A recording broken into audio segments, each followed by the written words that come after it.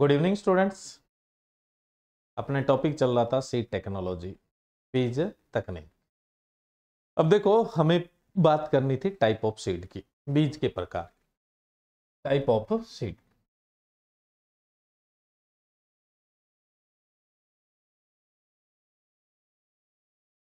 Type of seed, बीज के प्रकार।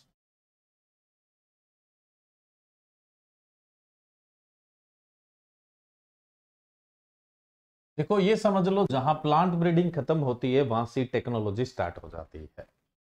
यानी कहने का मतलब, जब वैरायटी रिलीज हो जाती है तो वो समझ लो सबसे पहला बीज है, और उसकी संपूर्ण जानकारी उसी व्यक्ति को होती है जो वैरायटी रिलीज करता है, यानी ब्रीडर। तो नई वैरायटी जो रिलीज हो रही है ना, वो ही अपने आप में क्या है, न्यूक्लियस सीड है। न्यूक्लियस सीड को आप हिंदी में बोल देते हैं नाभिक बीज या केंद्रक बीज बोल। ये सबसे पहला बीज है, समझ लो सीड कैटेगरी में सबसे पहला बीज है। ये पेरेंट्स कैटेगरी का है, जनरेशन कैटेगरी का नहीं। कहने का मतलब, आप इसे जनरेशन में काउंट नहीं करेंगे, आप इसे किस में काउंट करते हैं, इसे पेरेंट्स में ही काउंट करते हैं। जनरेशन में काउंट नहीं करेंगे आप, हमेशा किस में काउंट करेंगे, इसे पेरेंट्स में काउंट करेंगे। ठीक है, न्यूक्लियस सीड। न्यूक्लियस सीड तैयार कौन करता है जी? प्लांट ब्रीडर तैयार करता है।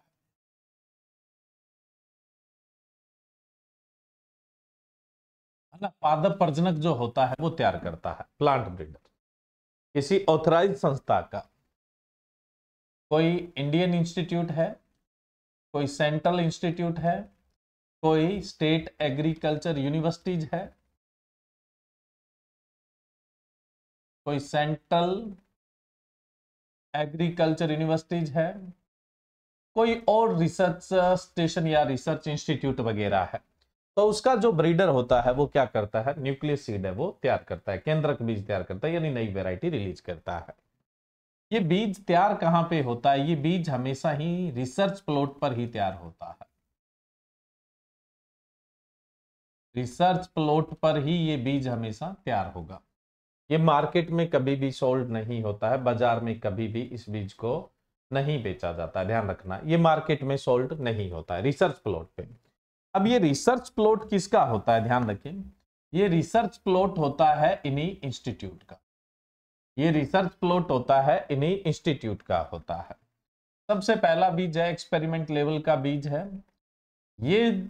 इसका जो जीनोटाइप है ना, वही 100% जेनेटिकल प्योरिटी है। जैसा भी जीनोटाइप है, इसे ही हम जेनेटिकल प्योरिटी 100% मानेंगे। इसलिए बोल दिया जाता है कि न्यूक्लियस सीड है, उसकी जेनेटिकल प्योरिटी 100% होती है। वहीं पे फिजिकल प्योरिटी की बात करें तो एक्सपेरिमेंट लेवल का बीज है, इसमें किसी भी प्रकार की भौतिक अशुद्धि यानी डोकेज नहीं मिलने दिया जाएगा ना, कचरा नहीं मिलने दिया जाएगा। फिजिकल प्योरिटी हमेशा कितनी होती है जी? 100% होती है। फिजिकल प्योरिटी हमेशा ही कितनी होती है इसकी? 100% होती है। ये बीज कैसे तैयार हुआ, ये वैरायटी कैसे तैयार हुई, इसका एक पेडिग्री सर्टिफिकेट जारी करना होता है।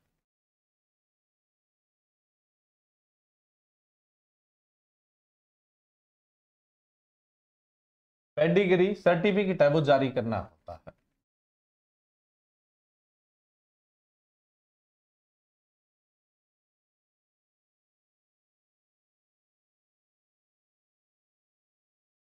पेडिग्री सर्टिफिकेट जारी करना होता है। तो इसके साथ हमेशा पेडिग्री सर्टिफिकेट जारी होता है, और वो कौन जारी करता है? प्लांट ब्रीडर जारी करता है। वो कौन जारी करता है? हमेशा प्लांट ब्रीडर, जो इस वैरायटी को तैयार कर रहा है वो जारी करता है। न्यूक्लियस सीड जब सोल्ड ही नहीं होता है तो इसमें किसी प्रकार के टैग की आवश्यकता नहीं होती है। न्यूक्लियस सीड जब सोल्ड ही नहीं होता है तो जाहिर सी बात है, इसमें किसी भी प्रकार के टैग की आवश्यकता है वो नहीं रहेगी। अब न्यूक्लियस सीड से जो अगला बीज तैयार होगा, वो ये समझ लो न्यूक्लियस सीड का मल्टीप्लेक्शन है, केंद्रक बीज का मल्टीप्लेक्शन है अभी, है ना। न्यूक्लियस सीड को लगाओगे तो उसकी संख्या बढ़ेगी, तो वो मल्टीप्लेक्शन है। न्यूक्लियस सीड लगाने से आपको सीड मिलेगा ब्रीडर सीड। ब्रीडर सीड को आप हिंदी में प्रजनक बीज बोल देते हैं, प्रजनक बीज बोल देते हैं। ये किसी मल्टीप्लेक्शन एजेंसी को नहीं दिया जाता है भाई, आप इसका गुणन करो, ऐसी प्रकार की कोई मल्टीप्लेक्शन एजेंसी नहीं होगी, मतलब प्राइवेट टाइप की मल्टीप्लेक्शन एजेंसी को नहीं। वैसे तो मल्टीप्लेक्शन ही है ये, लेकिन मल्टीप्लेक्शन करेगा कौन? इसका मल्टीप्लेक्शन करेगा कोई, जैसे आईसीआर है, है ना। आईसीआर का कोई इंस्टीट्यूट है, इंडियन इंस्टीट्यूट है, सेंट्रल इंस्टीट्यूट है ना, जैसे आईआरआई वगैरह, तो वो आईआरआई भाई इंस्टीट्यूट में आ जाएगा ना, इंडियन लेवल का, इंडियन एग्रीकल्चर रिसर्च इंस्टीट्यूट, है ना। तो इस प्रकार के जो इंस्टीट्यूट है, उसके अलावा कोई सेंट्रल फार्म है ना, कोई स्टेट फार्म है, या फिर मैं बात करूं नेशनल सीड कॉरपोरेशन खुद का कोई फार्म है, स्टेट सीड कॉरपोरेशन का खुद का कोई फार्म है, तो वहां पर इसका मल्टीप्लेक्शन होगा। कहने का मतलब न्यूक्लियस सीड का मल्टीप्लेक्शन होगा, न्यूक्लियर लगाने से ब्रीडर तैयार होगा। मतलब यहां पर आप ब्रीडर सीड तैयार करेंगे, किसकी देखरेख में तैयार करेंगे? प्लांट ब्रीडर की देखरेख। किसकी देखरेख में तैयार करेंगे? प्लांट ब्रीडर की देखरेख में तैयार करेंगे।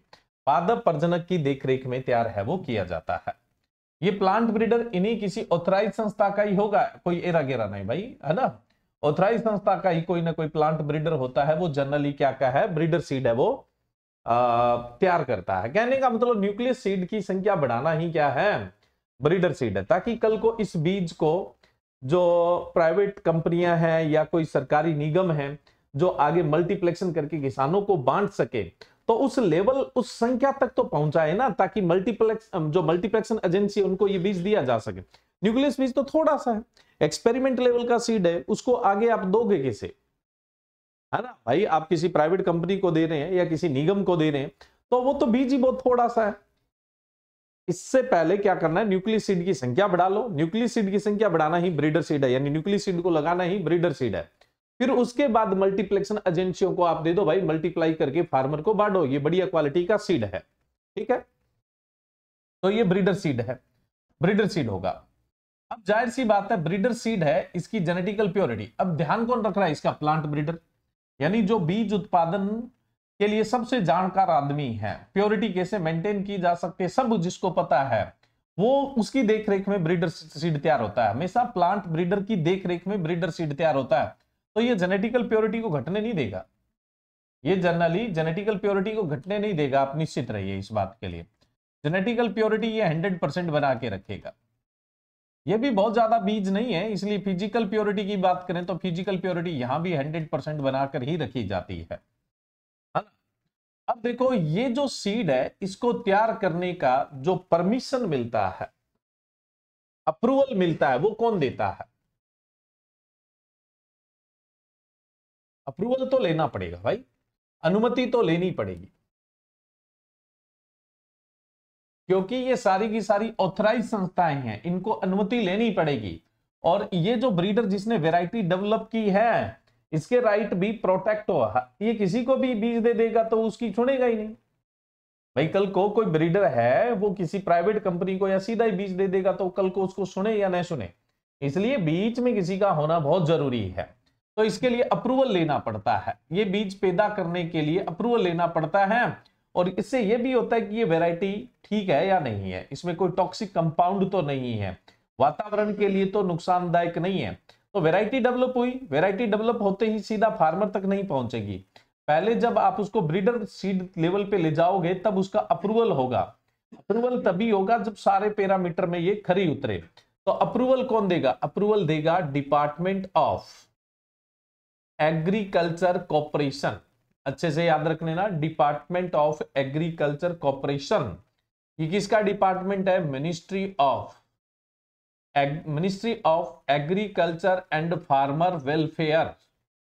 जो ministry of agriculture and farmer welfare है, कृषि व किसान कल्याण मंत्रालय है, उसका डिपार्टमेंट है डिपार्टमेंट ऑफ एग्रीकल्चर कॉर्पोरेशन। उससे अनुमति लेनी पड़ती है, तब जाके आप ब्रीडर सीड पैदा कर सकते हो, यानी न्यूक्लियस सीड का मल्टीप्लेक्शन है वो कर सकते हैं।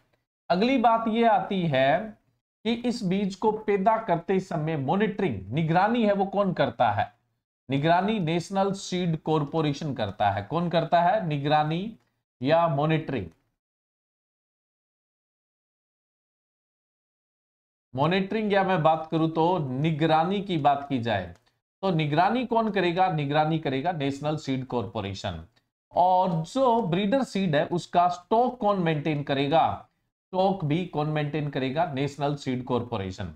आपको पता होना चाहिए, नेशनल सीड कॉर्पोरेशन, राष्ट्रीय बीज निगम, एक सरकारी निगम है, एक आईसीआर का निगम है। इसका कॉरपोरेशन है भाई ये एक नेशनल सीड कॉरपोरेशन जो है ये आईसीआर का कॉरपोरेशन है, ये आईसीआर का निगम है। आपसे पूछ ले एनएससी किसका कॉरपोरेशन या निगम है तो आप बोलोगे आईसीआर का निगम है। तो इसकी मॉनिटरिंग भी एनएससी करेगा और स्टॉक भी कौन मेंटेन करेगा? स्टॉक भी नेशनल सीड कॉरपोरेशन ही मेंटेन करेगा। अब बात आती है कि इस बीज के टैग का रंग कैसा होगा। देखो इसके बीज के टैग का रंग होता है गोल्डन येलो। कैसा रंग होता है? गोल्डन येलो कलर का टैग होता है। ये गोल्डन येलो कलर का टैग होता है, गोल्डन येलो कलर का टैग होता है, सुनहरी पीला। भाई देखो न्यूक्लियस सीड तो हर किसी को मिलना ही नहीं है, न्यूक्लियस सीड तो ये ऑथराइज संस्थाएं है ना, इन्हीं को मिलेगा, ठीक है, बिकता तो है ही नहीं। और इस ब्रीडर के राइट्स को भी प्रोटेक्ट रखा जाता है इसके अंदर, इस ब्रीडर को जो भी क्रेडिट मिलना चाहिए वो उसको मिलता है, ठीक है।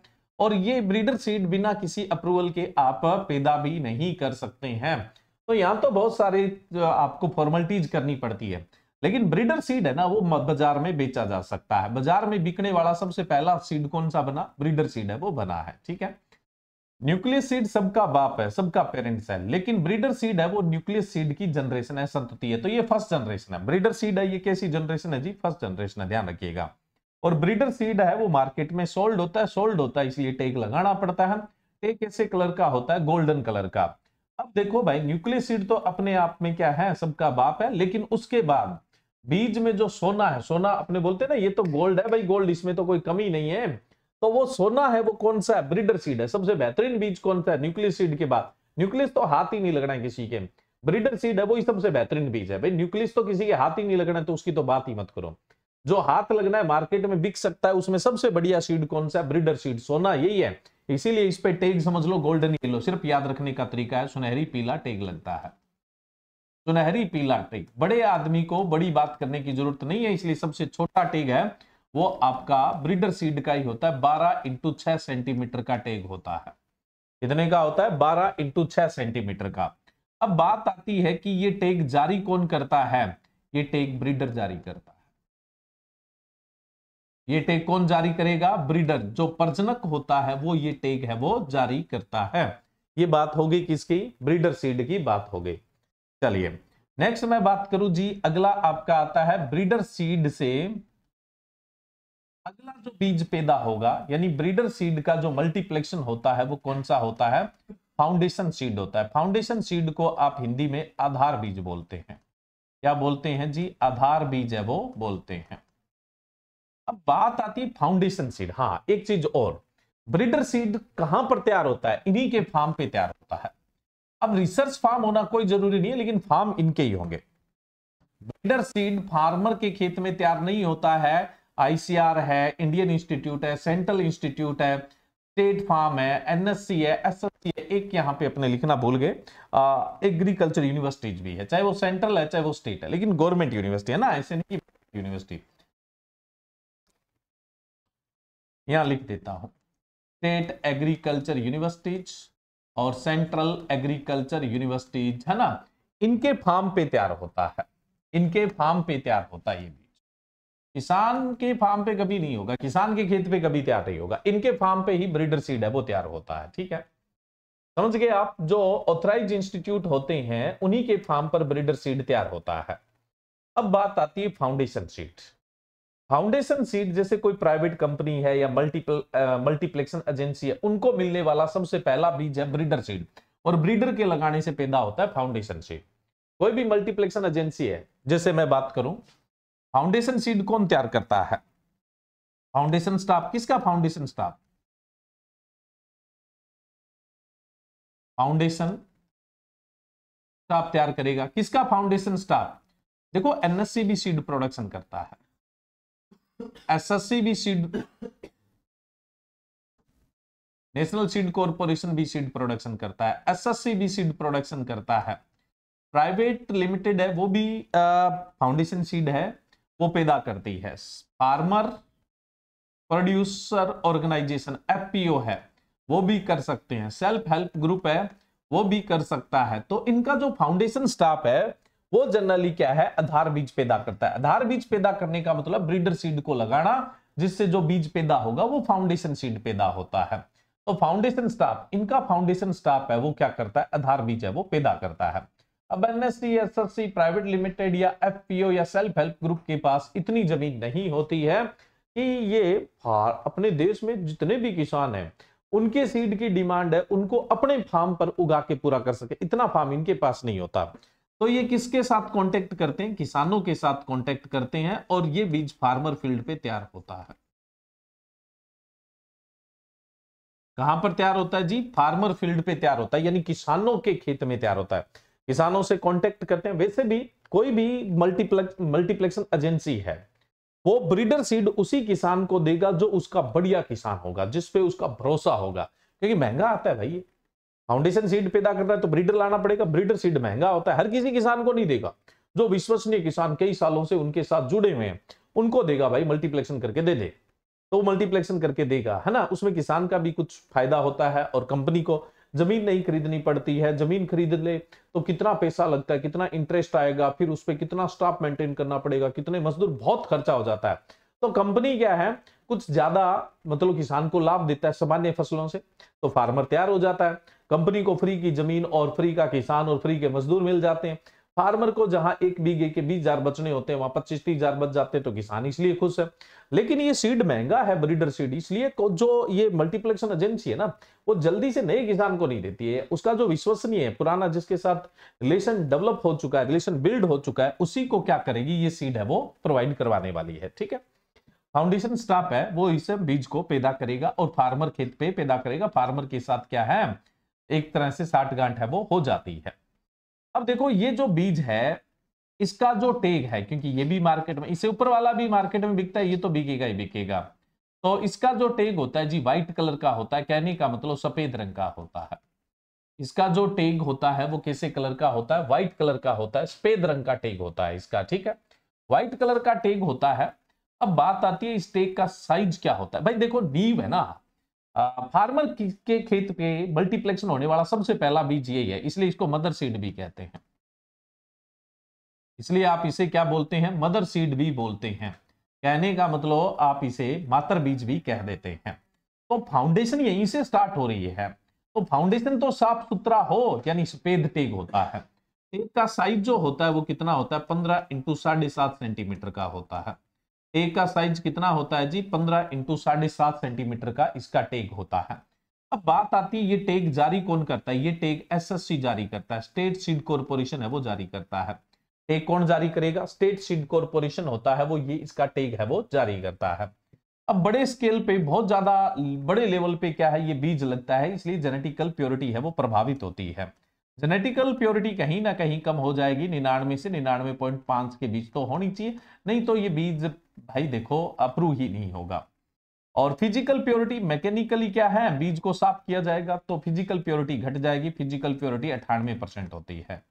फाउंडेशन सीड में फिजिकल प्योरिटी होती है वो कितनी होती है, 98% होती है। ठीक है, अब बात आती है इस बीज का स्टॉक कौन मेंटेन करता है। स्टॉक कौन मेंटेन करता है, अब भाई देखो हम प्राइवेट कंपनियों की बात नहीं करेंगे, हम सिर्फ और सिर्फ गवर्नमेंट एजेंसीज की बात करें तो stock maintain national seed corporation है वो करता है। कौन करता है, नेशनल सीड कॉर्पोरेशन है वो करता है। बाकी प्राइवेट कंपनियां अपने स्तर पर जो करती है वो करती ही करती है। तो ये हो गया जी फाउंडेशन सीड। अब फाउंडेशन के लगाने से बनेगा सर्टिफिकेशन। एक तो क्या है, आगे एक बार लगाएंगे तो मल्टीप्लेक्शन और हो जाएगा, प्लस उसी समय प्रमाणीकरण का काम है वो पूरा करवा लीजिए भाई। तो प्रमाणीकरण भी हो जाएगा, तो इससे अगला जो सीड पैदा होगा वो कौन सा होगा, सर्टिफाइड। सर्टिफाइड को आप क्या बोल देते हैं, प्रमाणित बीज बोल देते हैं। सर्टिफाइड को आप कौन सा बीज बोल देते हैं, प्रमाणित बीज है वो बोल देते हैं। अब बात आती है इसको प्रमाणीकरण कौन करता है। पहले तो हम जेनेटिकल प्योरिटी में चलते हैं। अब देखो फाउंडेशन सीड में कुछ जेनेटिकल इंप्योरिटी आ गई, कुछ अनुवांशिक अशुद्धि आ गई। सर्टिफाइड सीड तो और ज्यादा बड़े एरिया में लगता है। अभी फाउंडेशन सीड लगाने से सर्टिफाइड पैदा होता है, तो फाउंडेशन को लगा के सर्टिफाइड पैदा कर रहे हो ना तो एरिया बढ़ जाता है। और इसमें जो नए किसान है, नए इच्छुक है, भाई हम भी बीज का मल्टीप्लेक्शन करके देते हैं इन एजेंसियों को, तो नए किसानों को भी ये बीज दे दिया जाता है। क्योंकि ब्रीडर तो महंगा है, फाउंडेशन सीड है उससे सस्ता है। तो फाउंडेशन सीड का ये जो प्रोडक्शन एजेंसियां हैं, ये मल्टीप्लेक्शन एजेंसियां हैं, ये रिस्क लेती है, ये नए किसानों को क्या है बीज है वो दे देती है। तो सर्टिफाइड सीड है ना कहीं इसकी जेनेटिकल प्योरिटी प्रभावित होती है। इसकी जेनेटिकल प्योरिटी है वो मिनिमम 98% तो होनी चाहिए। जेनेटिकल प्योरिटी कम से कम कितनी होनी चाहिए? 98%, 98% तो जी होनी ही होनी चाहिए। और फिजिकल प्योरिटी तो मैकेनिकली साफ होना है बीज, क्योंकि बहुत ज्यादा होता है, तो फिजिकल प्योरिटी भौतिक शुद्धि तो कितनी रहती है इसमें? 98% रहती है। अब बात आता है इस बीज का प्रमाणीकरण कौन करता है, सर्टिफिकेशन कौन करता है? इसका जो सर्टिफिकेशन करेगा, प्रमाणीकरण करेगा, वो स्टेट सीड कॉर्पोरेशन करता है। प्रमाणीकरण कौन करेगा? State seed corporation. अब प्रमाणीकरण के लिए जितने भी टेस्ट करने पड़ते हैं, जैसे अनुवांशिक शुद्धता का पता लगाने के लिए ग्रो आउट टेस्ट है, तो ग्रो आउट टेस्ट भी कौन करेगा? एसएससी करेगा। जर्मिनेशन टेस्ट भी कौन करेगा? एसएससी करेगा। वायबिलिटी टेस्ट भी कौन करेगा? एसएससी करेगा। प्रमाणीकरण को लेकर जितने भी टेस्ट है, आपसे कोई सा भी टेस्ट पूछ ले, ये टेस्ट कौन करता है, आप बोलोगे एसएससी करेगा। हाँ, कुछ छोटे राज्य है, गरीब राज्य है, या जहां की खेती कमजोर है, वहां पे एनएससी नहीं है, नेशनल सीड कॉर्पोरेशन सभी स्टेट में नहीं है। Sorry, state seed corporation, sorry, सभी स्टेट में स्टेट सीड कॉर्पोरेशन नहीं है। सबसे पहला स्टेट सीड कॉर्पोरेशन बना था उत्तर प्रदेश में। सबसे पहला स्टेट सीड कॉर्पोरेशन बना था उत्तर प्रदेश के अंदर, बना था 1969 के अंदर बना था। 1969 के अंदर नहीं भाई, 1968 का होना चाहिए। जस्ट एक मिनट मैं क्लियर कर देता हूं।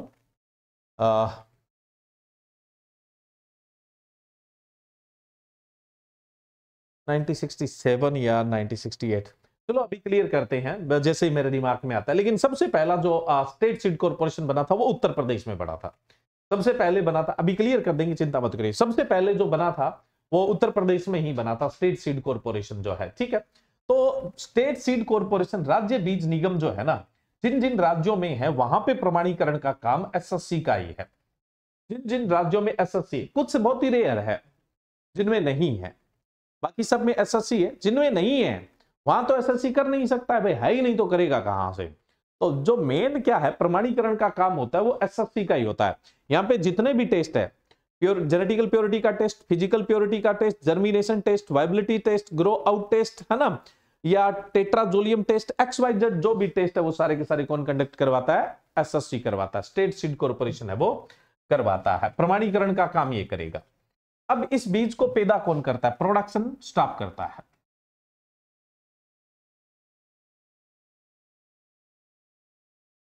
प्रोडक्शन स्टाफ है वो, ये बीज है वो पैदा करता है, प्रोडक्शन स्टाफ करता है।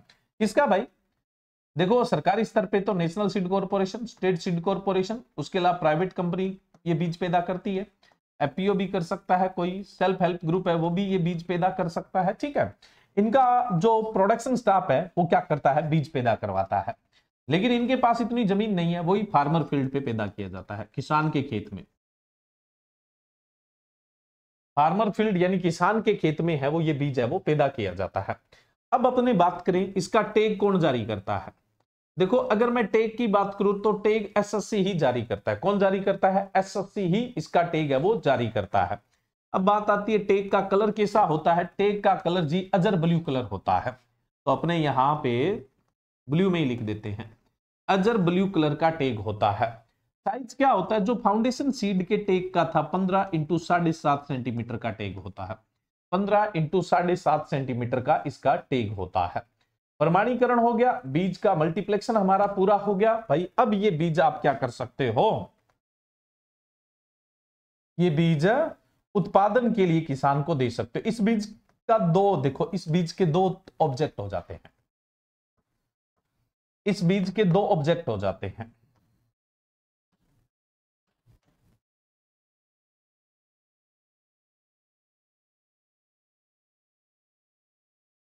क्रॉप प्रोडक्शन के लिए बीज काम में लिया जाता है। इसके लिए काम में लिया जाता है क्रॉप प्रोडक्शन के लिए, फसल उत्पादन के लिए जो बीज लाते हो वो कौन सा है जी? सर्टिफाइड सीड है, प्रमाणित बीज है, ठीक है।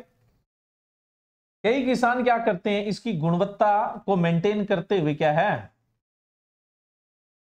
इसका मल्टीप्लेक्शन करके अपने जानकारों को बेच देते हैं, है ना। गुणवत्ता को मेंटेन करके जानकारों को बेच देते हैं।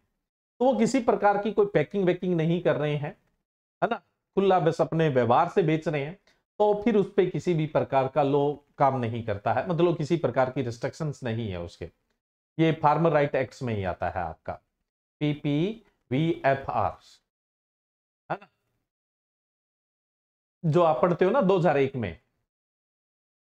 तो 2000 में जो एक्ट आया था उसकी फुल फॉर्म क्या है बताइए? 2001 में एक्ट आया था, वो कौन सा एक्ट है, उसकी फुल फॉर्म क्या है वो बताइए, फटाफट बताइए। इतने में चलो मैं ये पकड़ लेता हूं। तो देखो उसके अंतर्गत अपने बात करें, जो right act, farmer right act है, उसके तहत अगर अपने बात करें तो उसमें किसान क्या है, बीजों का मल्टीप्लेक्शन करके अपनी पहचान से बेच सकता है, बस वो पैकिंग नहीं करके बेचे। पैकिंग करके बेचेगा तो इसका मतलब उसका बिजनेस बढ़ रहा है, वो अननोन कस्टमर को बेच रहा है, वहां पे उसकी रेपुटेशन मैटर नहीं करती है, वो हो सकता है फ्रॉड करे, इसलिए वो खुला है, वो बेच रहा है ना। तो जो खुला बीज बेच रहा है, इसकी क्वालिटी मेंटेन करके वो खुला बीज बेच रहा है, वो ग्रोवर सीड होता है। वो कौन सा है? ग्रोवर सीड। अब आपसे पूछ ले कि ग्रोवर सीड कौन सा होता है? जो सर्टिफाइड सीड से बीज पैदा किया जाता है उसको अपने क्या बोलते हैं जी? ग्रोवर सीड बोलते हैं। तो ग्रोवर जो है ना, उसको प्रमाणित करवाने की आवश्यकता नहीं है, ठीक है।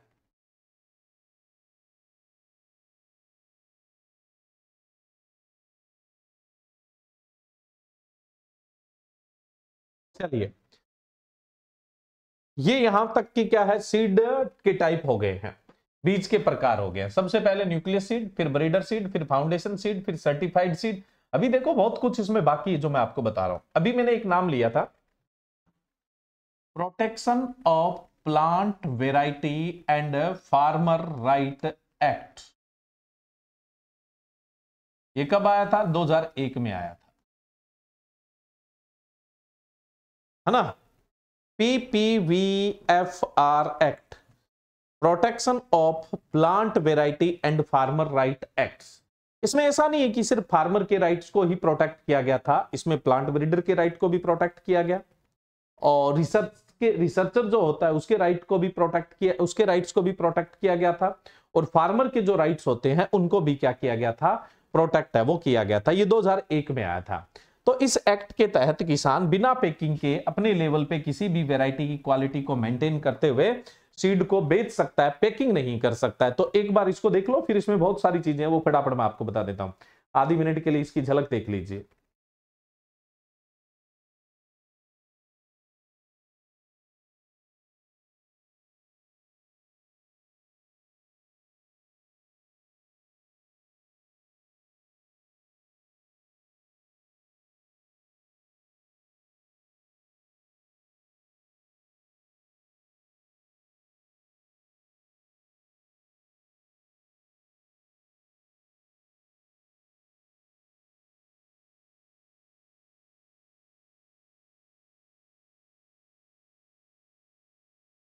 चलिए ठीक है भाई, अगर आपने देख लिया है तो यहां से आपके क्वेश्चन बनने के पूरे चांसेस है वो रहते हैं।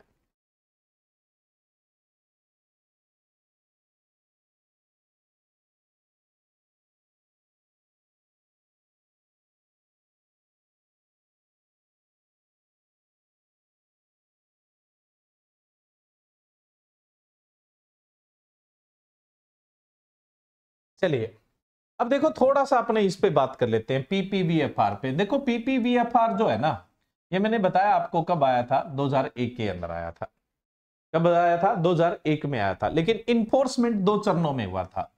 तो सबसे पहला चरण ही अपने को ध्यान रखना है। तो ये लागू कब हुआ था? 2005 में लागू हुआ। इन्फोर्समेंट कब हुआ था इसका? 2005 में लागू हुआ था। इसमें प्लांट ब्रीडर के भी राइट को प्रोटेक्ट करते हैं, रिसर्चर के राइट को भी प्रोटेक्ट किया जाता है, और फार्मर के राइट्स को भी प्रोटेक्टेड है वो किया जाता है। अब देखो स्टूडेंट्स, यहां पे एक चीज ध्यान देना है, ये जो हमने यहां प्रोसेस बताई है ना बीज उत्पादन की, या बीज के प्रकार बताए हैं, ये यहां तक की बात है। ये तो फार्मर अपने लेवल पे खुला बेच रहा है भाई, देखो बिजनेस में इसकी तो बात करने की जरूरत नहीं है। तो हमारे पास 4 प्रकार का बीज है, नेशनल क्या, न्यूक्लियस सीड है, ब्रीडर सीड है, फाउंडेशन सीड है और सर्टिफाइड सीड है। 4 प्रकार का बीज है। लेकिन अगर हम इसमें जनरेशन देखें, जनरेशन सिस्टम, तो 3 ही जनरेशन है भाई। न्यूक्लियस सीड किसी के जनरेशन नहीं है, सबका बाप है। तो ये 3 जनरेशन है यहाँ पे। तो ये 3 जनरेशन सीड है। इंडिया में 3 प्रकार का जनरेशन सिस्टम चलता है। 3 जनरेशन सिस्टम चलता है, 4 जनरेशन सिस्टम चलता है, और 5 जनरेशन सिस्टम है वो चलता है। इंडिया में जनरली क्या है, 3 जनरेशन सिस्टम से क्या है सीड प्रोड्यूस किया जाता है। एक तो जो अभी अभी आपने देखा न्यूक्लियस सीड से ब्रीडर सीड, और ब्रीडर सीड से जी फाउंडेशन सीड, और फाउंडेशन सीड से सर्टिफाइड सीड। इसमें आप देखोगे तो 3 जनरेशन है, 1 2 और 3, ये 3 जनरेशन सिस्टम है। अब देखो, अगर 3 जनरेशन से जितने बीज की मांग है वो पूरी नहीं होती है, बीज की मांग का कैसे पता चलेगा कि बीज कितनी मांग होती है? एक बाई एनुअल सर्वे होता है, द्विवर्षीय एक सर्वेक्षण होता है जो नेशनल सीड कॉर्पोरेशन करता है। अब आपसे पूछ ले, द्विवर्षीय सर्वेक्षण है वो कौन करता है? नेशनल सीड कॉर्पोरेशन है वो करता है। नेशनल सीड कॉर्पोरेशन हर 2 साल में सर्वे करके ये डिसाइड करता है कि बीज की डिमांड है वो कितनी है। तो अब जितनी बीज की डिमांड है वो 3 जनरेशन से पूरी नहीं होती है, तो फिर क्या है, 4 जनरेशन सिस्टम है वो काम में ले सकते हैं। बाकी ये सीड मल्टीप्लेक्शन रेशियो पर भी निर्भर करता है। सीड मल्टीप्लेक्शन रेशियो का मतलब होता है एक बीज लगाने से आपको नए कितने बीज मिलते हैं, एक बीज लगाने से आपको नए कितने बीज मिलते हैं, उसको हम क्या बोलते हैं, सीड मल्टी। जैसे मान लो कि आपने गेहूं का एक बीज लगाया तो उससे आपको 20 नए बीज आने की संभावना होती है। तो अब गेहूं में सीड मल्टीप्लेक्शन क्या है, 1:20 है। क्या है जी, 1:20, यानी कहने का मतलब एक बीज लगाओगे तो 20 नए बीज पैदा होने की संभावना होती है। तो ये मल्टीप्लेक्शन रेशियो होता है, सीड मल्टीप्लेक्शन रेशियो बोलते हैं इसे। तो इस पर भी निर्भर करता है सीड की डिमांड क्या है, उस पर भी डिपेंड करेगा कि 3 जनरेशन पे जाएं, 4 जनरेशन पे जाएं या 5 जनरेशन। अब 4 जनरेशन सिस्टम क्या होता है, न्यूक्लियस सीड, उसके बाद ब्रीडर सीड, ब्रीडर सीड से फाउंडेशन सीड है वो आप 2 बार प्रोड्यूस कर ले, है ना, सेम स्टैंडर्ड के साथ प्रोड्यूस किया जाता है। फाउंडेशन सीड फर्स्ट और फाउंडेशन सीड सेकंड, और उसके बाद सर्टिफाइड सीड आएगा। इससे भी बीज की डिमांड पूरी नहीं हो रही है तो 5 जनरेशन सिस्टम में जा सकते हैं। 5 जनरेशन सिस्टम में फाउंडेशन सीड तो 2 ही बार पैदा करोगे, लेकिन सर्टिफाइड सीड भी अब 2 बार पैदा कर लीजिए आप, है ना, सर्टिफाइड सीड भी आप 2 बार पैदा कर लीजिए, तो ये 5 जनरेशन सिस्टम हो जाता है। तो इंडिया में सीड प्रोडक्शन का जो जनरेशन सिस्टम चलता है वो 3 प्रकार का चलता है, 3 जनरेशन सिस्टम, 4 जनरेशन सिस्टम और 5 जनरेशन। ये किस पे डिपेंड करेगा, सीड की डिमांड कितनी है और सीड मल्टीप्लेक्शन रेशियो क्या है, यानी बीज गुणन अनुपात क्या होता है। अब देखो, अपने इंडिया के अंदर एक सीड प्रोड्यूस नहीं किया जाता है, लेकिन कुछ देशों में प्रोड्यूस किया जाता है। एक बार थोड़ा सा उसका जिक्र कर लेते हैं। न्यूक्लियस सीड से ब्रीडर सीड, और ब्रीडर सीड से फाउंडेशन सीड। फाउंडेशन सीड से कुछ देशों में रजिस्टर्ड सीड पैदा किया जाता है और उसके बाद सर्टिफाइड सीड है वो पैदा किया जाता है। ठीक है, अगर कहीं पे रजिस्टर्ड सीड पैदा करते हैं तो इसकी जेनेटिकल प्योरिटी मिनिमम 98% होनी चाहिए, फिजिकल प्योरिटी भी मिनिमम 98% होनी चाहिए, और इसके जो टैग इंडिया में प्रोड्यूस नहीं होता है जी, इसके टैग का कलर जो होता है वो पर्पल कलर होता है। इसके टैग का जो कलर होता है वो कैसा कलर होता है, पर्पल, यानी बैंगनी रंग का इसका टैग होता है, बट इंडिया में प्रोड्यूसर नहीं होता है। नेक्स्ट एक है जी ट्रूथफुल लेबल्ड सीड, है ना, TFL सीड जिसको बोलते हैं, ट्रूथफुल लेबल सीड। अब देखो, ट्रूथफुल लेबल सीड क्या होता है। ट्रूथफुल लेबल सीड को इन प्रोसेस से नहीं गुजरना पड़ता है, ट्रूथफुल लेबल सीड को इन प्रोसेस से नहीं गुजरना पड़ता है। ट्रूथफुल लेबल सीड एक सीजन में या 2 सीजन में ही क्या है, खूब सारा तैयार हो जाता है, यानी सबसे कम समय में तैयार है वो हो जाता है। कोई भी वेराइटी है, चाहे वो लैंड रेस है, चाहे वो डेवलप की गई वेराइटी है, उसकी क्वालिटी को मेंटेन करते हुए, उसके स्टैंडर्ड को मेंटेन करते हुए। अब एक चीज ध्यान रखना है, सीड प्रोडक्शन करते समय 2 प्रकार के स्टैंडर्ड होते हैं। एक तो जिस समय आप बीज उत्पादन कर रहे हो उस समय आपको जिन बातों का ध्यान रखना है, जैसे फाउंडेशन डिस्टेंस क्या, आइसोलेशन डिस्टेंस है, पृथक्करण दूरी है, तो ये जो स्टैंडर्ड होते हैं ना वो फील्ड स्टैंडर्ड कहलाते हैं। एक आप बीज हार्वेस्ट कर लेते हो उसके बाद के स्टैंडर्ड होते हैं, उनको सीड स्टैंडर्ड बोलते हैं। तो ट्रूथफुल लेवल सीड जो प्रोड्यूस किया जाता है ना, दोनों ही स्टैंडर्ड के आधार पर प्रोड्यूस किया जाएगा, दोनों ही स्टैंडर्ड है वो मेंटेन करने पड़ेंगे, दोनों ही स्टैंडर्ड है वो मेंटेन करने पड़ेंगे। इसलिए ये जब बीज उत्पादन होता है तो इसकी निगरानी करता है SSC, स्टेट सीड कॉर्पोरेशन करता है, राज्य बीज निगम करता है। जिन राज्यों में नहीं है वहां NSC करेगा, अदरवाइज तो SSC करता है।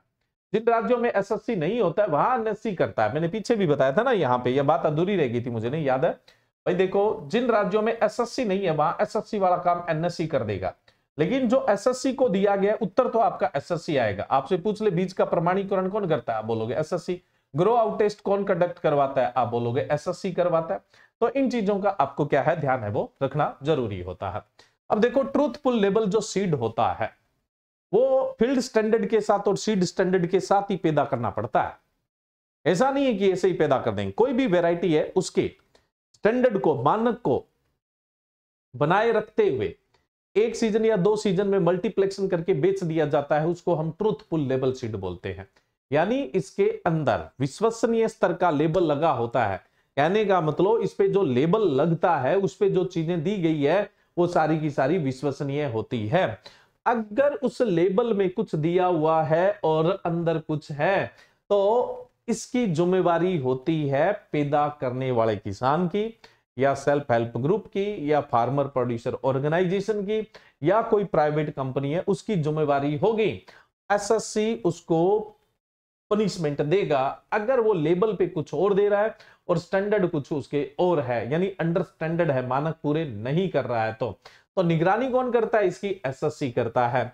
और इसका जो लेबल होता है यानी टैग होता है वो ओपल ग्रीन कलर का होता है। जो मैं यहां पे कलर कर रहा हूं ये ओपल ग्रीन कलर है जी। मैं यहां पे जो कलर कर रहा हूं वो कौन सा कलर है? ये ओपल ग्रीन है, ठीक है। ये इस कलर का टैग होता है और मार्केट में सबसे ज्यादा आपको यही बीज देखने को मिलेगा। यही सबसे सस्ता बीज होता है और वास्तव में ठगी का स्तर भी सबसे बड़ा यही होता है। इसलिए इसको अपना टैग बड़ा दिखाना है। तो इसके टैग का साइज सबसे बड़ा होता है 15 इंटू 10 सेंटीमीटर का टैग होता है। सबसे बड़े टैग का साइज इसी का होता है, 15 इंटू 10 सेंटीमीटर का टैग होता है इसका, ठीक है। बाकी अभी हमने रजिस्टर्ड सीड की बात की थी। रजिस्टर्ड सीड को आप हिंदी में पंजीकृत बीज बोल देते हैं। क्या बोल देते हैं? पंजीकृत बीज बोल देते हैं। इसके टैग का साइज 15 इंटू 7.5 सेंटीमीटर होता है। यही सर्टिफाइड सीड का था और यही क्या है? फाउंडेशन सीड का था। अब ट्रूथफुल लेबल सीड है, मार्केट में खूब बिकता है, तो इसकी जेनेटिकल प्योरिटी कम से कम कितनी होनी चाहिए? इसकी भी कम से कम 98% जेनेटिकल प्योरिटी है वो होनी चाहिए। कम से कम 98% जेनेटिकल प्योरिटी है वो होनी ही चाहिए, ठीक है। चलो यहां तक की बात हो गई जी अपने कंप्लीट। अब देखो मैं बात करूं यहां पे, और जेनेटिकल प्योरिटी की तो बात हो गई, कितनी होनी चाहिए? 98% जेनेटिकल इसकी प्योरिटी होनी चाहिए। अगर आप खरीदते हैं हाइब्रिड सीड, हाइब्रिड तो आप जानते ही हैं, बहुत अच्छे से जानते होंगे। हाइब्रिड सीड कौन सा होता है जी? F1 होता है। हाइब्रिड सीड होता है वो कौन सा होता है? F1। तो हाइब्रिड सीड में कम से कम जेनेटिकल प्योरिटी कितनी होनी चाहिए? 95% है वो, कम से कम जेनेटिकल प्योरिटी है वो होनी चाहिए। 95% से कम जेनेटिकल प्योरिटी है वो नहीं चलेगी। तो 95 या 95 से ज्यादा होनी चाहिए, 95 से कम जेनेटिकल प्योरिटी नहीं होनी चाहिए। सर्टिफाइड सीड किसानों को मिलता है तो सर्टिफाइड सीड में 98% जेनेटिकल प्योरिटी होनी चाहिए। ट्रूथफुल लेवल सीड में जेनेटिकल प्योरिटी कितनी होनी चाहिए? 98%। अब आपको ये नहीं बोले कि कौन सा बीज, आपसे सीधा ही पूछ ले कि बीज में जेनेटिकल प्योरिटी कम से कम कौन सी होनी चाहिए, जो किसानों को मिलता है उसी की आपको बात करनी है। सीधा आपसे क्वेश्चन ये पूछा गया है कि बीज में जेनेटिकल प्योरिटी कितनी होनी चाहिए, तो आप बोल दोगे कि बीज में जेनेटिकल प्योरिटी है वो 98% होनी चाहिए, मिनिमम 98% जेनेटिकल प्योरिटी होनी चाहिए। क्योंकि किसानों को मिलने वाले बीज में सर्टिफाइड और ट्रूथफुल लेबल सीड दो सबसे मुख्य है, और इनकी कितनी है? 98 है। तो इसका मतलब आपको 98 ही बोलना। हाइब्रिड पूछे तब बताना है 95, और इससे ऊपर वाले जो बीज होते हैं, जैसे सर्टिफाइड का जनक कौन सा है जी? फाउंडेशन है, तो इसमें 99 से 99.5 है। इसका जनक ब्रीडर है उसकी 100 है, और न्यूक्लियस की भी कितनी होती है? 100 होती है। तो ये जी आपके टाइप ऑफ सीड हो गए। ये सारे के सारे क्या है? टाइप ऑफ सीड हो गए हैं। तो मेरे हिसाब से यहां पर किसी भी प्रकार की आपको कोई दिक्कत नहीं होनी चाहिए। क्लियर है स्टूडेंट यहां पे? चलिए अब बात यहां पर आती है आइसोलेशन डिस्टेंस की।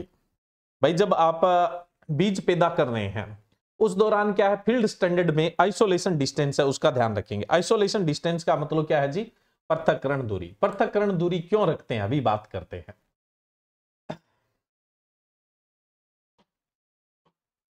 है ना, थोड़ा सा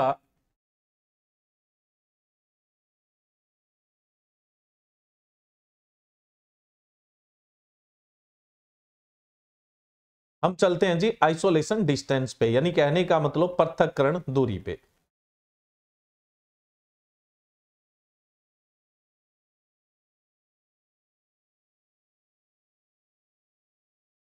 चलिए आइसोलेशन डिस्टेंस पे चलते हैं। देखो जब आप किसी भी क्रॉप का सीड प्रोडक्शन कर रहे हैं, है ना, किसी भी क्रॉप का सीड प्रोडक्शन है वो कर रहे हैं। मान लो कि आप गेहूं का सीड प्रोडक्शन कर रहे हैं, ये गेहूं की कोई भी वेराइटी है, XYZ जो भी वेराइटी है, इसका सीड प्रोडक्शन कर रहे हैं। अब गेहूं का सीड प्रोडक्शन कब करेंगे? जब गेहूं का सीजन होगा, रबी में करेंगे, है ना। तो अब आप गेहूं का सीड प्रोडक्शन कर रहे हो, तो आपके खेत के चारों तरफ लोग कौन सी फसल ले रहे हैं? गेहूं ले रहे हैं, गेहूं का प्रचलन है तो गेहूं ले रहे। तो आपने तो रास्ती स्तर लगा रखी है, लेकिन किसी पड़ोसी ने क्या है, हो सकता है PBW करके कोई वैरायटी लगा रखी हो, किसी ने हो सकता है रात 1482 लगा रखी हो, किसी ने सोनालिका लगा, XYZ जो भी लगा रखी है, लेकिन गेहूं की दूसरी किस्म हो सकती है, उसके पोलन इस पर आकर गिर सकते हैं। अगर दूसरी वैरायटी के पोलन अगर इस पर आकर गिर गए, तो जाहिर सी बात है कि क्या है, यहां पर जेनेटिकल प्योरिटी है वो घट जाएगी, यानी जेनेटिकल इंप्योरिटी बढ़ेगी, आनुवंशिक अशुद्धि बढ़ेगी। तो हम क्या करें, दो वेराइटियों के बीच में इतना डिस्टेंस रखें कि उनके पोलन है वो पहुंच ही नहीं पाए। तो दो वेराइटियों के बीच में जो आप डिस्टेंस रखते हैं ताकि जेनेटिकल प्योरिटी मेंटेन रहे, उसको आप बोलते हैं पृथक्करण दूरी या आइसोलेशन डिस्टेंस। पृथक्करण दूरी या फिर क्या बोलते हैं, आइसोलेशन डिस्टेंस। आपसे पूछ ले आइसोलेशन डिस्टेंस या पृथक्करण दूरी रखने का उद्देश्य क्या है, तो भाई इसका उद्देश्य होता है कि जेनेटिकल प्योरिटी है वो मेंटेन रहे। लेकिन अब देखो भाई, तीन तरह का पॉलिनेशन होता है, अभी अपने बात करेंगे। तो क्रॉस पॉलिनेटेड क्रॉप होती है ना, तो उनके तो पोलन बहुत दूर तक जाते हैं। आप पास वाले किसान को बोलेंगे कि भाई साहब यार मैं सीड प्रोडक्शन कर रहा हूं, आप ये फसल मत लगाएं, बोलेगा क्यों नहीं लगाऊं, है ना, या तो मुझे पैसे दे दो मैं नहीं लगाऊंगा, तुम खाली रखो खेत। ऐसा नहीं हो सकता है ना। तो अब आइसोलेशन डिस्टेंस हर जगह नहीं रखी जा सकती है, ये चीज भी ध्यान रखनी है आपको। आइसोलेशन डिस्टेंस है वो हर जगह नहीं रखी जा सकती है। जहां पर आप आइसोलेशन डिस्टेंस नहीं रख सकते वहां क्या करेंगे भाई, आपने इस प्लॉट के अंदर सीड प्रोडक्शन करना है। आपने क्या करना है, इस प्लॉट के अंदर है वो सीड प्रोडक्शन करना है, इस प्लॉट के अंदर आपको सीड प्रोडक्शन करना है। तो अब क्या है, इसमें जो आपने वैरायटी लगा रखी है उसमें किसी दूसरी वैरायटी का पोलन नहीं आए, इसलिए आप इसकी बाउंड्री पर क्या कर देंगे, इससे लंबी ऊंचाई वाली, फैलने वाली, अवरोध पैदा करने वाली फसल की 3 से 4 लाइनें लगा देनी है, जिसे आप ट्रैप नहीं भाई, जिसे आप गार्ड क्रॉप या फिर बरियर क्रॉप बोल देंगे, जिसको आप गार्ड क्रॉप यानी रक्षक फसल या फिर बरियर जो अवरोध पैदा करने वाली क्रॉप होती है वो बोल देते हैं। तो आप इसके चारों और गार्ड क्रॉप या फिर बरियर क्रॉप यानी अवरोध पैदा करने वाली फसल या रक्षक फसल लगा देंगे। अब गार्ड क्रॉप कौन सी होती है जी? गार्ड क्रॉप ऐसी फसल होती है जो किसी फसल के या खेत के चारों ओर लगाई जाती है, जो अनवांटेड पोलन को आने से रोकती है, अवांछनीय परागकणों को आने से रोकती है, पेस्ट को आने से रोकती है, पीड़कों को आने से रोकती है। तो आपको दो फायदा हो जाएगा। मेन उद्देश्य तो क्या है, यहां पर सीड प्रोडक्शन करते समय आपको अनवांटेड पोलन आने से रोकना है, तो ज्यादा हाइट की फसल लगानी पड़ेगी ना। फॉर एग्जांपल जैसे मैं बात करूं कि अगर आप क्या कर रहे हैं, व्हीट लगा रहे हैं, गेहूं लगा रहे हैं या मटर लगा रहे हैं, गेहूं लगा रहे हैं या मटर लगा रहे हैं, तो उसके चारों ओर आप कौन सी क्रॉप लगा देंगे? से फ्लावर, कुसुम लगा दो भाई। गेहूं मटर लगा रहे हैं तो उसके चारों से फ्लावर लगा दो, कुसुम लगा दो। उसके अलावा मैं बात करूं तो आप जैसे लगा रहे हैं गन्ना, गन्ने में सीड प्रोडक्शन कर रहे हैं, तो फिर आप क्या कर दीजिए, ब्रीडिंग का कोई काम कर रहे हैं तो उसके चारों ओर मेस्टा, क्योंकि मेस्टा की लंबाई गन्ने से ज्यादा होती है। अदरवाइज आप सोरगम ज्वार लगा सकते हैं, मेज मक्का लगा सकते हैं, शुगर केन गन्ना है वो लगा सकते हैं। तो इस तरह की फसलों की 3 से 4 लाइन लगा देंगे तो अनवांटेड पोलन को नहीं आने देंगे। आपसे पूछ ले जहां आइसोलेशन डिस्टेंस मेंटेन नहीं कर सकते वहां पर अपने क्या करें, तो आप बोल दोगे गार्ड क्रॉप या फिर हम क्या करें जी, वो बैरियर क्रॉप है वो लगा दें। बाकी सबसे ज्यादा जो गार्ड क्रॉप के रूप में क्रॉप लगाई जाती है वो अरहर लगती है, पीजन पी या जिसको आप रेड ग्राम बोल देते हो या तुअर बोल देते हो। सबसे ज्यादा लगने वाली गार्ड क्रॉप कौन सी है जी? अरहर है। तो आप गार्ड क्रॉप है वो भी लगा सकते हैं। अब ये जो आइसोलेशन डिस्टेंस है या पृथक्करण दूरी है ये कितनी रखें, ये डिपेंड करता है कि क्रॉप कौन सी और उसमें पॉलिनेशन कौन सा है। सेल्फ पॉलिनेटेड है तो उसका पोलन है वो कम दूरी तय करता है, तो आइसोलेशन डिस्टेंस आप कम रख सकते हो। और जो क्रॉस पॉलिनेटेड क्रॉप है वो ज्यादा दूरी तय करता है, पोलन ज्यादा दूरी तय करता है, तो आपको आइसोलेशन डिस्टेंस ज्यादा रखनी पड़ती है। अब हमने टाइप ऑफ सीड की बात की थी, एक बार थोड़ा सा वहां चलते हैं। अपने टाइप ऑफ सीड की जो बात की थी, अगर अपने वहां देखें टाइप ऑफ सीड की जो हमने बात की थी, तो एक बार एक नजर में अपने उसको देखें। ये रहा। तो देखो न्यूक्लियस सीड की तो चर्चा ही नहीं करनी, ये तो नई वैरायटी डेवलप होने का काम। ब्रीडर सीड कौन तैयार करता है? प्लांट ब्रीडर तैयार करता है। ब्रीडर सीड कौन तैयार करता है? प्लांट ब्रीडर तैयार करता है। इसको आप क्या सिखाओगे? ये तो भाई एक्सपर्ट आदमी है, तो ब्रीडर सीड के लिए आइसोलेशन डिस्टेंस बताने की जरूरत नहीं है। इसका मतलब है कि आप भगवान को बता रहे हैं कि इस प्रकृति या इस ब्रह्मांड का निर्माण कैसे करना था, वो वाली बात हो जाएगी। ठीक है, तो ये अब नहीं है। फाउंडेशन सीड है वो फाउंडेशन स्टाफ पैदा करता है, और सर्टिफाइड सीड है वो प्रोडक्शन स्टाफ पैदा करता है। इन दोनों को आइसोलेशन डिस्टेंस बतानी है, इसलिए आप आइसोलेशन डिस्टेंस फाउंडेशन सीड और सर्टिफाइड सीड दो की ही पढ़ते हैं। आइसोलेशन डिस्टेंस है वो सिर्फ किसकी पढ़ते हैं? इन दो की ही पढ़ते हैं। ठीक है, तो इन दो की। लेकिन इससे पहले हमें ये तो पता होना चाहिए ना किसमें कौन सा पोलिनेशन होता है, किसमें कौन सा पोलिनेशन होता है। और ये आपके क्वेश्चन भी आ सकता है भाई, किसमें कौन सा पोलिनेशन होता है। चलिए, तो हम पोलिनेशन में जाएं तो पोलिनेशन कितने प्रकार का होता है? पोलिनेशन जो होता है ना, वैसे तो हम 3 प्रकार का बोल लेते हैं, लेकिन सबसे पहले अपने चलते हैं जी type of pollination. Type of pollination,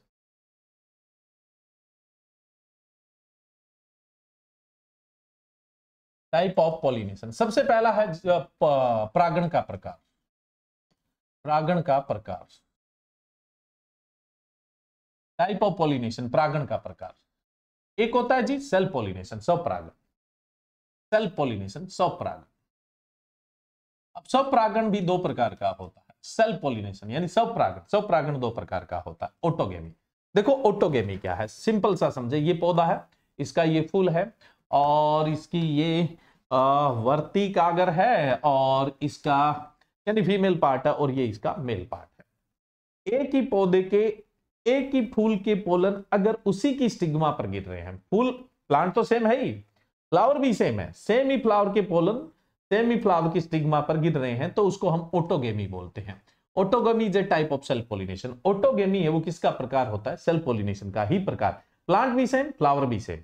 अब दूसरी स्थिति आती है कि पौधा तो सेम है लेकिन फ्लावर डिफरेंट है, मतलब उसी पौधे का दूसरा फूल है, उसी पौधे का दूसरा फूल है। फूल तो भाई दूसरा है लेकिन पौधा सेम है।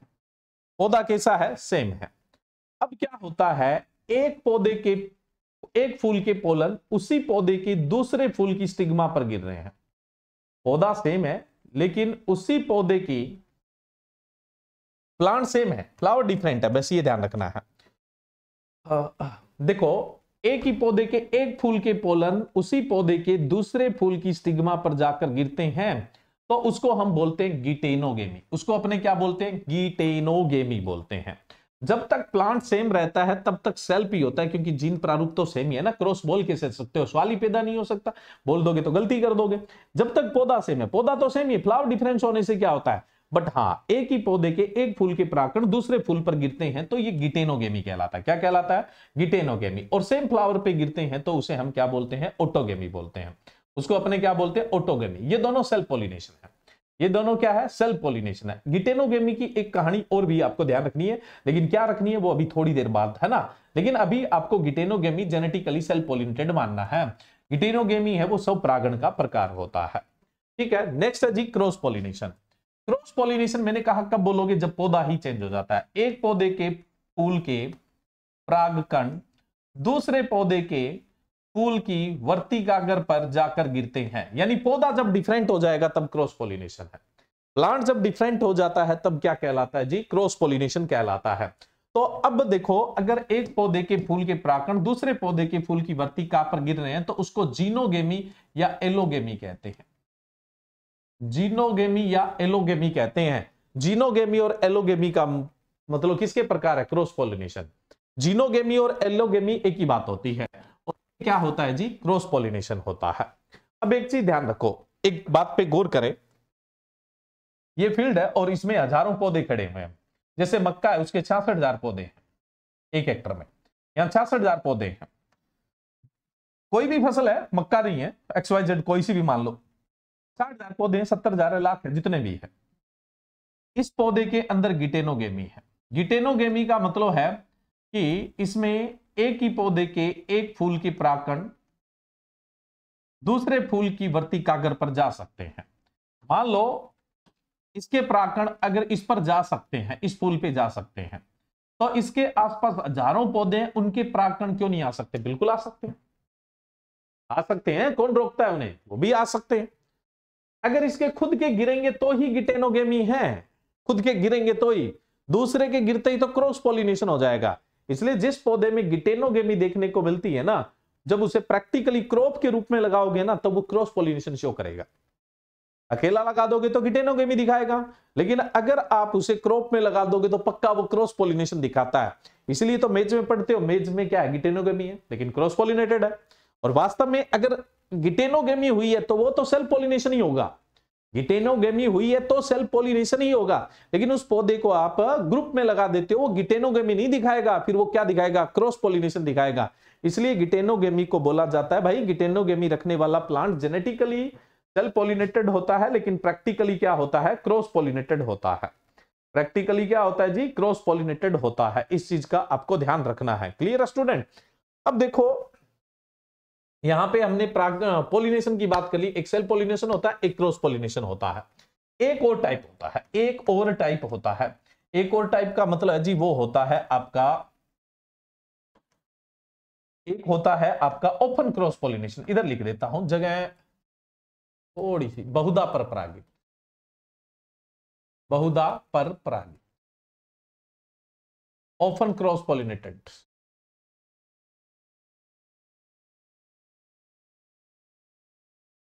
ओपन क्रॉस पॉलिनेशन, बहुधा पर परागित नहीं, बहुधा पर परागण, बहुधा पर परागण। गौर करिएगा, इस बात में दम है। बहुधा पर परागण, बहुधा पर परागण कौन सा होता है? बहुधा पर परागण सेल्फ पॉलिनेशन का ही प्रकार होता है। बहुधा पर परागण किसका प्रकार होता है? सेल्फ पॉलिनेशन का ही प्रकार होता है, स्वपरागण का ही प्रकार होता है। इस बात को ध्यान में रखिएगा। बहुधा पर परागण सेल्फ पॉलिनेशन का ही प्रकार होता है, स्वपरागण का ही प्रकार होता है। हमेशा इसका प्रकार होता है, स्वपरागण का ही प्रकार होता है। इस चीज का आपको ध्यान रखना है। लेकिन इसमें फूल बड़े सिंपल टाइप का होता है ना। खुद के परागण गिर रहे हैं तो भी ठीक है, दूसरे के आ रहे हैं तो भी ठीक है, कोई किसी प्रकार की रोक टोक नहीं है। इसका मतलब बहुधा पर परागण स्वपरागण का प्रकार होता है, लेकिन इसमें सेल्फ और क्रॉस दोनों ही प्रकार का पॉलिनेशन हो सकता है, परागण हो सकता है। उसे आप बहुधा पर परागण बोलते हैं। क्या बोलते हैं? ओपन क्रॉस पॉलिनेशन, जिसमें दोनों ही प्रकार का पॉलिनेशन देखने को मिले, वो ओपन क्रॉस पॉलिनेशन होता है। बट वास्तव में ये टाइप किसका होता है? सेल्फ पॉलिनेशन का टाइप होता है। किसका टाइप होता है? ये सेल्फ पॉलिनेशन का टाइप होता है। अब देखो यहां पे अपने बात करें pollination in crops, pollination in crops, फसलों में परागण। देखो पॉलिनेशन इन क्रॉप में हम तीन कैटेगरी ले लेते हैं। कितनी कैटेगरी ले लेते हैं? तीन। सबसे पहले self pollinated crops, self pollinated crops, स्वपरागित फसलें, स्वपरागित फसलें, सेल्फ पॉलिनेटेड क्रॉप्स, स्वपरागित फसलें, सेल्फ पॉलिनेटेड क्रॉप्स, स्वपरागित फसलें। स्वपरागित फसलें वो है जिनमें पर परागण 5% से कम कम होता है। पर परागण यानी क्रॉस पॉलिनेशन। क्रॉस पॉलिनेशन जो है, क्रॉस पॉलिनेशन है वो कितने से कम होता है? 5% से कम कम होता है। क्रॉस पॉलिनेशन है वो कितने से कम कम होता है? 5%। यानी मेजोरिटी किसकी है? सेल्फ पॉलिनेशन की है। सेल्फ पॉलिनेशन 95% या उससे ज्यादा आपको देखने को मिलता है। एग्जाम्पल की बात करें तो ऑल पल्सेस, या हिंदी वाले भी बेचारे नाराज हो जाएंगे तो आप लिख सकते हैं हिंदी इंग्लिश, सभी दलहन, सभी दलहन व बीन, है ना। All pulses and bean. इसको छोड़कर भाई, अरहर को छोड़कर, ठीक है। दूसरा ऑल सीरियल्स, सभी अनाज, इसको छोड़कर मेज, मक्का। मक्का में क्रॉस पॉलिनेशन होता है, कारण एक तो इसमें कंडीशन कैसी होती है? मोनोसिस कंडीशन होती है, द्विलिंगी होता है। इस कारण एक फूल में नर मादा दोनों है ही नहीं, तो सेल्फ पॉलिनेशन का सवाल ही पैदा नहीं होता, क्रॉस पॉलिनेशन ही होगा।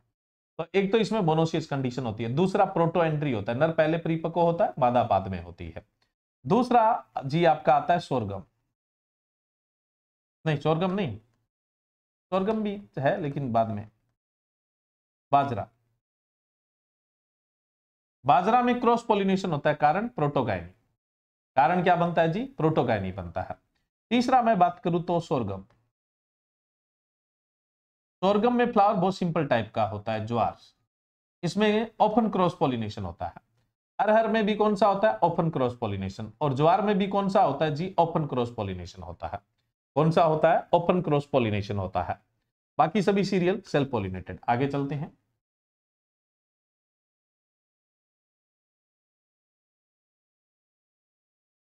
याद रखना ये ग्राउंडनट यानी मूंगफली, सोयाबीन है ना, यानी सोयाबीन, तिल यानी सेसमे, इनमें भी क्या होता है जी? सेल्फ पॉलिनेशन होता है। इनमें भी क्या होता है? सेल्फ पॉलिनेशन है वो होता है। ठीक है, चलिए। ऑयल सीड में ये तीन जिनमें सेल्फ पॉलिनेशन होता है। ठीक है, लीन सीड में भी सेल्फ पॉलिनेशन, अलसी में भी सेल्फ पॉलिनेशन होता है। लीन सीड में भी क्या होता है जी? सेल्फ पॉलिनेशन होता है। अलसी में भी सेल्फ पॉलिनेशन होता है। चलिए, उसके अलावा अपने बात करें और तो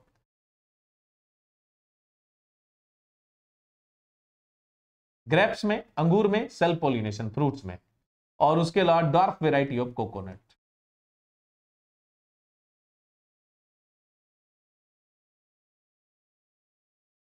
है ना, अंगूर के अंदर और नारियल की बोनी किस्मों में। उसके बाद सोलेनेसी में, सोलेनेसी के अंदर सेल्फ पॉलिनेशन होता है। सिर्फ दो का ध्यान रखें, ब्रिंजल और चिली, इन दो का ध्यान रखें। इनमें ओपन क्रॉस पॉलिनेशन होता है, इनमें ओपन क्रॉस पॉलिनेशन होता है। बाकी सोलेनेसी उनमें क्या देखने को मिलता है आपको? सेल्फ पॉलिनेशन है वो देखने को मिलता है। क्लियर है? सेल्फ पॉलिनेशन के आपको एग्जांपल बता दिए। चलिए, आपसे एग्जाम में पूछेंगे तो इतना ही पूछेंगे, इससे ज्यादा कुछ नहीं पूछा जाना है, ज्यादा घबराने की जरूरत नहीं है आपको। नेक्स्ट अपने बात करें, दूसरा है cross pollinated crops. Cross pollinated crops, परपरागित फसलें,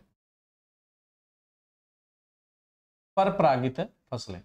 परपरागित फसलों में देखो, पहले तो पता हो कि परपरागण कहेंगे किसे? जिसमें 30% से ज्यादा क्रॉस पॉलिनेशन होता है,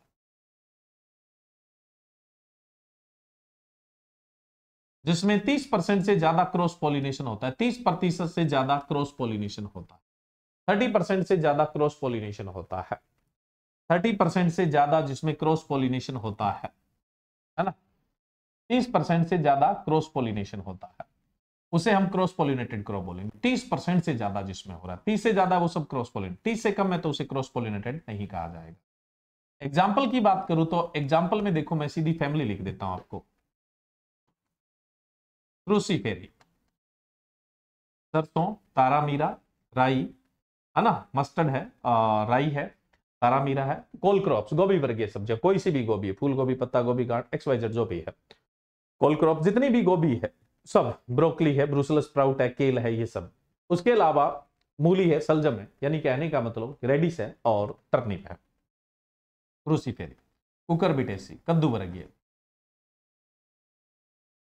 कुकुरबिटेसी, कुकुरबिटेसी जितनी भी है क्रॉस पॉलिनेटेड है। उसके बाद में बात करूं कंपोजिटी, कंपोजिटी का एक नाम होता है एस्ट्रेसी, डेंजिकुल भी बोलते हैं, एस्ट्रेसी। कंपोजिटी के जितने भी सदस्य, चाहे सनफ्लावर सूरजमुखी है, चाहे से फ्लावर कुसुम है, चाहे नाइजर यानी राम तिल जिसको बोलते हैं, चाहे गेंदा है, चाहे गुलदावदी है, चाहे जरबेरा है, कोई सा भी कंपोजिटी का मेंबर है, लेट्यूस को छोड़ के सारे क्रॉस पॉलिनेटेड है। कंपोजिटी में सिर्फ लेट्यूस जो है ना वो सेल्फ पॉलिनेटेड है। लेट्यूस जो सब्जी होती है उसका सेल्फ पॉलिनेशन होने का कारण क्या है? उसका कारण क्या है बताओ भाई? भाई लेट्यूस है वो कंपोजिटी में सेल्फ पॉलिनेटेड है, उसका कारण क्या है? क्लस्टोगेमी। क्या कारण होता है? क्लस्टोगेमी पाई जाती है, यानी फूल उसमें खिलता ही नहीं, खिलता ही नहीं है तो सेल्फ पॉलिनेशन ही होगा। फूल खिलता ही नहीं है तो सेल्फ पॉलिनेशन ही होगा। उसके अलावा मैं चलूं रोजेसी में, रोजेसी में गुलाब तो आता ही है, उसके अलावा सेब, नाशपाती, खुमानी, आड़ू, आलू बखारा, बादाम, चेरी, और उसके अलावा स्ट्रॉबेरी, ये सब रोजेसी में आता है। एप्पल, पियर, पीच, प्लम, एप्रीकोट, है ना, उसके अलावा चेरी और स्ट्रॉबेरी, आलमंड, ये रोजेसी में आते हैं। उसके अलावा मैं बात करूं तो एलियेसी, एलियेसी का दूसरा नाम एमारिलिडियेसी होता है। अनियन, गार्लिक, प्याज, लहसुन, लीक, सैलोट, उसके अलावा और भी कोई सा भी एलियेसी ऐसे आता है, एमारिलिडियेसी आता है, ये भी क्रॉस पॉलिनेटेड है। एपीएसी, एपीएसी को आप अम्बेलीफेरी भी बोलते हैं, जैसे कैरेट, गाजर है, सलरी है ना, और उसके अलावा कोरिएंडर, धनिया है, क्यूमिन, जीरा है, फेनल, सौंफ है, ये नाइजेला है, ये सब एपीएसी में आता है। एपीएसी को अम्बेलीफेरी बोलते हैं। तो ये क्रॉस पॉलिनेटेड है, और मजे की बात इनमें ये भी है कि इनमें सब में हनी बी से पॉलिनेशन होता है, यानी एंटोमोफिलस है, मधुमक्खी द्वारा परागण होता है इनमें। इन सब में किसके द्वारा परागण होता है? मधुमक्खी के द्वारा परागण होता है। तो बताओ, देखो कितनी काम की चीज मैंने बता दी, कितना शॉर्ट में। यहाँ कम से कम 50 फसलें हैं, सबका पॉलिनेशन है, एक साथ ही आपको बता दिए, क्रॉस पॉलिनेशन है, और वो भी हनी बी से ही पॉलिनेशन होता है। ठीक है, चलिए उसके अलावा अपने और बात करें तो और कौन सी है। अब देखो चिनोपोडियेसी, चिनोपोडियेसी ये भी क्रॉस पॉलिनेशन का एग्जांपल है। और यूफोरबियेसी, चिनोपोडियेसी में एमरेंथस, सॉरी, चिनोपोडियेसी के अंदर आपका वो आता है, चुकंदर आता है, सुगर बीट, और उसके अलावा बथुआ आता है। ठीक है, U4BAC, U4BAC जिसको आप फाइलेंथेसी बोलते हैं, आंवला आता है इसमें। और उसके अलावा जी आपका कसावा भी आ जाता है। और उसके अलावा मैं बात करूं तो इसमें अजारदाना भी आ जाता है। और इसके अलावा केस्टर, अरंडी भी आ जाता है। रतन जोत जिसको आप जेट्रोफा बोलते हैं वो भी आ जाता है, U4BAC। और उसके अलावा मैं बात करूं एमरेंथेसी, एमरेंथेसी। ठीक है, तो एमरेंथेसी आ गया, ये भी क्रॉस पॉलिनेटेड है, लेकिन इनमें पॉलिनेशन विंड पॉलिनेशन होता है, हवा द्वारा परागण होता है। विंड पॉलिनेशन होता है यानी हवा द्वारा परागण होता है, यानी ये एनिमोफिलस है। कैसे है? एनिमोफिलस। ये भी क्रॉस पॉलिनेटेड है, ये ध्यान रखिएगा, ये भी क्रॉस पॉलिनेटेड होते हैं। तो फैमिली वाइज मैंने आपको मेजर मेजर है वो बता दिए हैं। शुगर केन, गन्ना भी क्रॉस पॉलिनेटेड है। शुगर केन जो है, गन्ना है, वो भी कैसा है जी? क्रॉस पॉलिनेटेड है। इसका आपको अच्छे से ध्यान रखना है। आपकी मेजर मेजर क्रॉप है वो आ गई। अब एक होता है जी often cross pollination. Often cross pollination हमेशा ध्यान रखिएगा सेल पॉलिनेशन का ही प्रकार है। Often cross pollinated crop, often cross pollinated crop, बहुधा पर परागित फसल, बहुधा पर परागित फसल, बहुधा पर परागित फसल, ओपन क्रॉस पॉलिनेटेड क्रॉप।